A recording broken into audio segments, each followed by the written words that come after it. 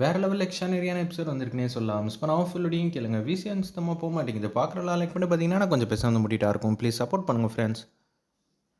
நம்ம பாரதி வந்து யோசிச்சிட்டே இருக்காங்க. பவானியோட ஆட்டத்தெல்லாம் வந்து கட்டுப்படுத்தணும்னா எதுக்காக இது மாதிரிலாம் பண்ணுறேன்னு எல்லாத்தையும் வந்து சொல்லிட்டாங்க. சொத்துக்காக தான். அப்படி இருக்கிற சூழ்நிலையில் நம்ம என்ன பண்ணலாம்? மித்ரா நிச்சயம் அந்த சதியையும் முறியடிக்கணும். என்ன பண்ணலாம்னு சொல்லிட்டு பாரதி வந்து திங்க் பண்ணிகிட்டு இருக்காங்க. ஏன் நம்ம ஆதிக்கு எல்லாத்தையும் ஞாபகப்படுத்தக்கூடாது? பவானி எதை வச்சு ஆட்டம் போட்டுக்கிட்டு இருக்கா? எல்லாத்துக்கும் காரணம் அந்த சொத்து தான். என் பேர்லேயும் தமிழ் பேர்லேயும் ஆல்ரெடி ஏகப்பட்டதெல்லாம் எழுதி கொடுத்துருக்காரு. அதை சட்ட ரீதியாக நம்ம கொண்டு போய் நிப்பாட்டினா கூட சரி வருமா? நான் இந்த விஷயத்துக்கு பின்னாடி இவ்வளோ ஸ்ட்ராங்காக இறங்கியிருக்கேன்னு நினச்சா ஆதி வந்து என்ன நினைப்பாரு? ஒருவேளை பழசெல்லாம் வந்து தெரிஞ்சிருமே. அதுக்காக தான் பல்ல கடிச்சிக்கிட்டு இருக்கோம். நம்ம கேட்டால் தானே பிரச்சனை. ஆதிக்கே எல்லாத்தையும் கொஞ்சம் கொஞ்சமாக வந்து புரிய வைக்கலாம் அப்படின்னு சொல்லிட்டு இருக்கிறப்ப ஆதி நான் உங்ககிட்ட வந்து பேசணும் அப்படின்னு சொல்லி பாரதி வந்து கேட்குறாங்க. சொல்லுங்கள் பாரதி, என்ன விஷயம்? நீங்கள் கொஞ்ச நாளாக எல்லாத்தையும் வந்து மறந்துட்டீங்கன்னு சொல்கிறீங்க. ஆனால் உங்களை சுற்றி ஏகப்பட்ட சதியெல்லாம் நடக்குது. ஆமாம், அது எனக்கு நல்லாவே தெரியுது.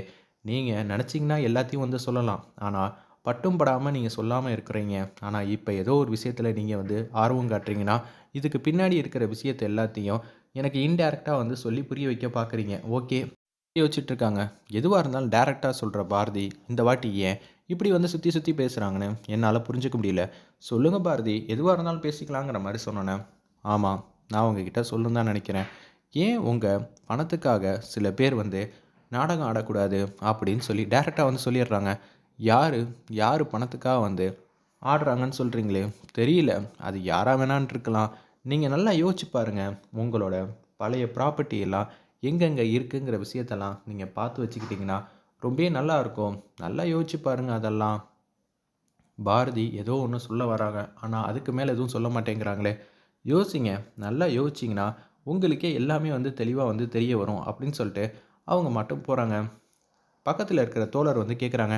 அண்ணே, அண்ணி ஏதோ ஒன்று சொல்ல வராங்கண்ணே. அவங்களுக்கு நல்லாவே வந்து தெரிஞ்சிருக்குடா. ஆனால் பட்டும் படாமல் இது மாதிரிலாம் சொல்கிறத பார்த்தாலே தெரியுது.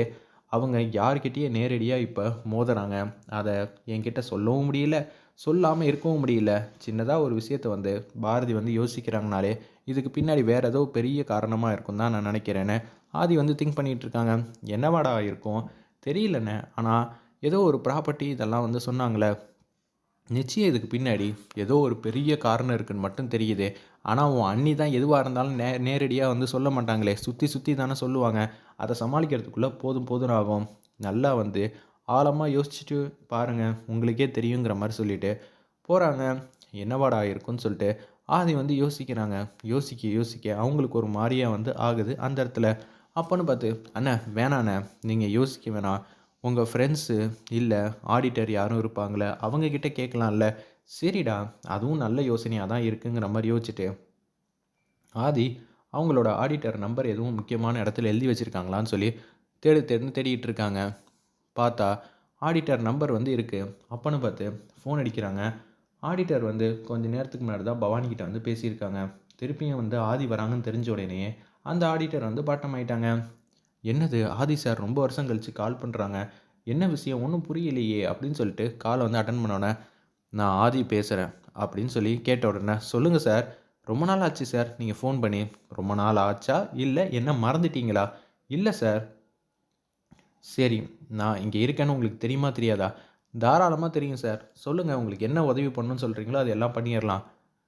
எனக்கு இந்த ஊரில் தமிழ்நாட்டில் எங்கெங்கே என்னென்ன சொத்து இருக்குன்னு எல்லாமே எனக்கு தெரிஞ்சாகணும் அப்படின்னு சொல்லி அந்த இடத்துல வந்து ஆதி வந்து டேரெக்டாக வந்து நெத்திடியாக வந்து கேட்குறாரு அவர்கிட்ட. சரி சார், நான் பார்த்துக்கிறேன்னு சொல்லிட்டு அப்படியே வந்து ஃபோனை வந்து வச்சிடுறாங்க. டேய், நான் கேள்வி கேட்டிருக்கேன்டா, பதில் வந்து கிடைக்கும். அண்ணா, நீ கேள்வி கேட்ட இடம் தப்பான இடமா இருந்தால் என்ன பண்ணுவாங்க? அப்போனா இவரை ஃபாலோ பண்ணணும். இவரை ஃபாலோ பண்ணி நம்மளும் கூடிய சீக்கிரம் யார் அந்த முக்கியமான நபர்னு தெரிய வரும்ல.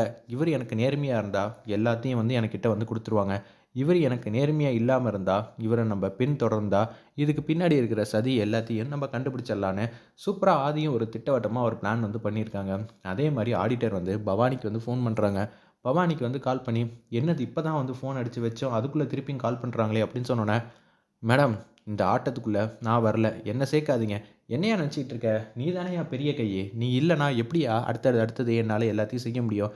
நீங்கள் யோசிக்கிறது எல்லாமே வந்து கரெக்டு தான், ஆனால் இந்த விஷயத்துக்குள்ளே நான் வரல மேடம் அப்படின்னு சொல்லிடுறாங்க.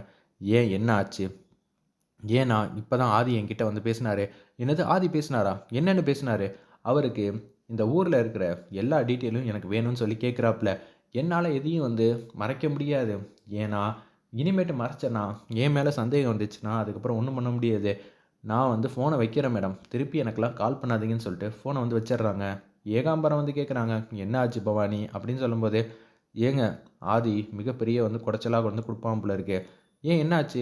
இப்போ தான் நீ ஆடிட்டர்கிட்ட எல்லாத்தையும் வந்து பேசினியம்மா, திருப்பி வந்து ஆடிட்டர் வந்து எதுக்காக ஃபோன் அடிச்சாருன்னொன்னே சொன்னது எல்லாத்தையும் சொல்லிடுறாங்க. அச்சச்சோ! என்னம்மா இப்படியெல்லாம் வந்து இந்த நேரம்னு பார்த்து யோசிக்க மாட்டானே, இது எல்லாத்துக்கும் காரணம் வேறு யாருமே கிடையாது, பாரதி தான். பாரதி மட்டும்தான் நம்ம கூட வந்து நேரடியாக சவால் விட்டால, அதனால தான் ஆதிக்கிட்ட நம்மளை பற்றின விஷயம்லாம் சொல்லியிருப்பாளா? சேச்சே, அந்த அளவுக்குலாம் அவருக்கு தைரியம் என்றைக்குமே வராது. ஆனால் இது மாதிரியெல்லாம் செய்யுங்கன்னு இன்டைரக்டாக வந்து சொல்லியிருப்பாங்க. அதுக்கேற்ற மாதிரி தான் நம்ம பாரதியும் வந்து செயல்பட்டுக்கிட்டு இருக்காங்கன்னு மட்டும் எனக்கு நல்ல தெளிவாக வந்து புரியுதுங்கிற மாதிரி சூப்பராக வந்து யோசிச்சுட்டு இருக்காங்க. அந்த இடத்துல வேறு லெவலில் மாசாக இருந்துச்சுன்னே சொல்லலாம் அந்த சீன்லாம். இப்போ நம்ம என்ன பண்ண போகிறோம்? அவள் ஒரு ஃபார்வர்டாக ஒரு முன்னாடி வந்துட்டா, நம்ம பின்னாடி போறியா? இல்லாட்டி என்ன செய்ய போகிறா? பின்னாடி போகிற பழக்கமே கிடையாதுங்க. அவள் ஒரு ஸ்டெப் எடுத்து வச்சா நம்ம ஒரு ஸ்டெப் எடுத்து வைக்கலாம். ஆனால் அந்த பக்கம் பின்னாடி ஒரு பெரிய படையே இல்லை எடுத்து நிற்கிது. அப்படி இருக்கிற சூழ்நிலையில் அத்தனை பேரையும் சமாளிக்க முடியுமா? கஷ்டந்தாங்க, இல்லைன்னு சொல்லவே இல்லை. ஆனால் நம்ம இங்கேருந்து இருக்கிறத மட்டும் எடுத்துகிட்டு போயிட்டா கூட நிம்மதியாகிடலாமே அப்படின்னு ஏகாம்பரம் கேட்குறப்ப, அதுக்கெல்லாம் நான் ஆள் கிடையாது, நான் பார்த்துக்கிறேன்.